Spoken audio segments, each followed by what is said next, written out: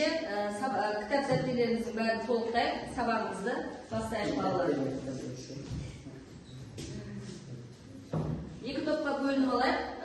Ол үшін бізде бірінші топ уролог тобы, екінші топ гинеколог тобы. Топқа бөлініп алайық балалар. Ол үшін бізге платформасы арқылы топқа бөлінеміз. Балалар, бірінші топқа Асқар, Мұхамеджан, Нұрайым, Тоқтасын, Нұрайым, Тахмина. Яғни бірінші топ бізде гинеколог. Орнымызды ауыстырайық. Келесі екінші топқа Алия, Асылжан, Диана, Іңкәр, Мадина, Олған. Ал жылдамдық өз орнымызды тауып алайық балалар. Сұрақтарға кезек-кезек жауап береміз. Әр дұрыс жауапқа 2 балдан белгілеп отырасыздар. Бірінші сұрақ. Менструация циклінің қанша фазасы бар? Ал Диана? 2 фазасы бар, аналық және аталық. Жоқ. Менструация циклінің қанша фазасы бар? Дұрыс емес. Мадина? Менструация циклінің негізінде 4 фазасы бар. 4 фазасы. Өте жақсы, жарайсыз. Дұрыс. Сифилис, гонорея, гепатит В ауруларының алдын алу шараларымен таныс болады екенбіз. Оқулықты ашамыз. Бүгінгі күнді жазамыз. Бүгінгі сабағымыздың тақырыбы балы. Жыныстық жолмен берілетін аурулар, соның ішіндегі ЖИТ, сифилис, гонорея, гепатит В аурулардың алдын алу шараларын біледі екенбіз. Және де сабағымыздың мақсаты білім алушылар бұл жерде жыныстық жолмен таралатын аурулардың салдары мен алдын алу шараларын түсініп үйренесіздер. Ары қарай жалғастырамыз. Аурулардың ежелгі махаббат құдайының атымен, Венераның атымен Венералық ауру деп атайды екен балалар. Соның ішінде бізде ЖИТС ауруын айтып кететін болсам, ЖИТС жұқтырып алған иммундық тапшылық синдром екен. Ол едәуір қауіпті вирустық ауру, ем қонбайтын және өлімге апаратын аурудың бірі болып табылады екен. Енді осы ЖИТСқа байланысты біздің бейнеролигіміз бар. Тамашалап өтейік балалар, иә?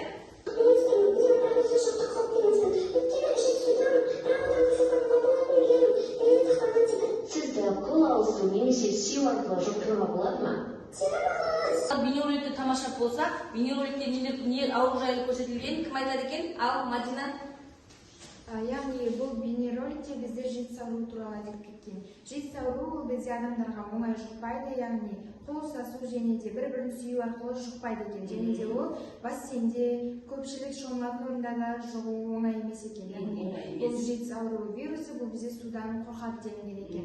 Балалар мерез, яғни сифилис ауру деп аталады екен. Ол бізде қоздырушысы бактерия. Оны біз 50 градус температурада қыздырған кезде, соның ішінде 15 минутта қайнаған кезде, ол кез келген уақытта соның ішінде залалсыздыратын заттар бар екен. Олар сүті, хлор, қышқылмен әсер еткен кезде бірден жойылады екен. Ал жыныс мүшелерінің ауыздың, көздің, мұрынның сілемейлі қабықшалары арқылы жұғуы мүмкін екен. Сіздерге анадай шахмат тақтасы беріледі. Шахмат тақтасының ақ бетіне бір оқушы, яғни сіздер салдарын жазасыздар, ал екінші бетіне сіздер жыныс жолдары арқылы берілетін аурудың алдын алу шараларын жазасыздар. Жарайды ма? Ал бастаңыздар. Келесі. Қатынастар арқылы жұғатын аурулардың салдары біріншіден ол бізде денсаулыққа қауіпті болып келеді, яғни бедеулікке әкеледі, сонымен қатар созылмалы ауруды тудырады.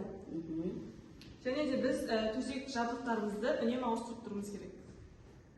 Гепатит А. Бір белгіні айтыңыз. Бұл жерде не болады? Терінің ағаруы және көздің сарғаюы. Келесі, қандай сізде? Бұл аурудың түрі бізде гепатит В. Бір белгісін айтыңыз. Бір белгісі науқастан адам балаға берілуі. Науқастан балаға. Қолдарыңыздағы анықтаманы сіздер қандай ауру екенін нақтылап көрсетіп өтіңіздер. Мадина? Менің қолымдағы гепатит А ауруы, ол бауырды зақымдайтын вирустық ауру. Ол лас, су, тағам және де кір қол арқылы жұғады. Оның белгілері әлсіздік, тәбеттің жоғалуы, іштің ауруы, терінің және көздің. Нақты белгілерді анықтап көрсеттік. Ары қарай бізде балалар үшінші тапсырма. Біз нақты бүгінгі сабақтағы терминдермен танысып боламыз. Ал тақтаға бір белгілер. Ал Алия шықсын. Толықтырайын. Бізде сифилис.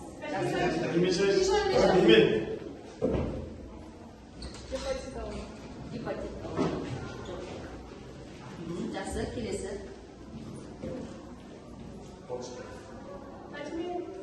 Нақтылай Келесі. Иммунитет.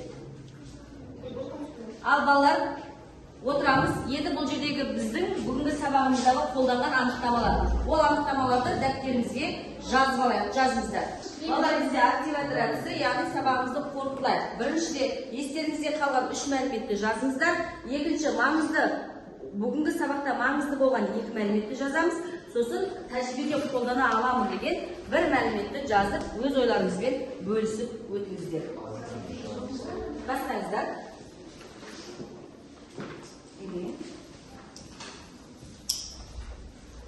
Маған маңызды болған 2 ақпарат, ол біріншісі маникюр және де тағы да басқа салондарда абай болу керек, және екіншісі уақытылы дәрігерге көріну керек. Ал өмірде қолданатын ең басты қағида ол бізде гигиена. Осы аурулардың бәрін жұқтырмау үшін адам гигиенаны ұстану керек. Жарайсыз. Ал сіздер? Есімде қалған 3 мәлімет. Біріншісі мерез ауруын залалсыздандыратын заттар. Жайлы білдім. Екіншісі генотип 40% жағдайда жұғу көзін анықтау мүмкін емес. Үшіншісі жыныстық жолмен берілетін аурулар жұғатын кезі бізде жеке бас болып келеді. Маңызды болатын 2 мәліметке біріншісі сол жыныстық қатынас арқылы жұғатын жұқпалы ауру болып келеді. 2 мерез қоздырушы бактерия. Соңғысы тәжірибеде қолданылған 1 мәліметке дәрігерлермен осы тақырып жайлы сөйлесу, яғни олардан жаңадан ақпарат алу. Міндетті түрде үнемі ақпарат іздеу керек. Балалар, мына барлықтарымыз тәжірибеде бүгінгі сабағымызда нені қолданамыз? Жалпы жеке бас тазалықты ұстанамыз және салауатты өмір салтын ұстанамыз. Өзіміздің жеке бас затымызды ешкімге бермей, өзіміз ғана қолданамыз. Енді ары үй тапсырмасы үйге мен осы тақырыпты оқып келуге беремін. Енді бағалап өтейін балалар. Бағалау нелеріңізді ашып өтіңіздер. Яғни Асқарда 7 балл,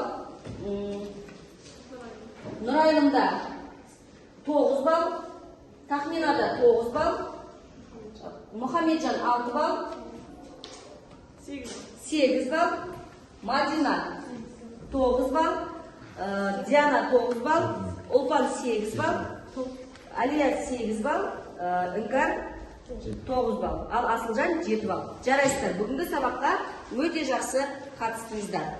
Жақсы сау болыңыздар. Жақсы сау болыңыздар.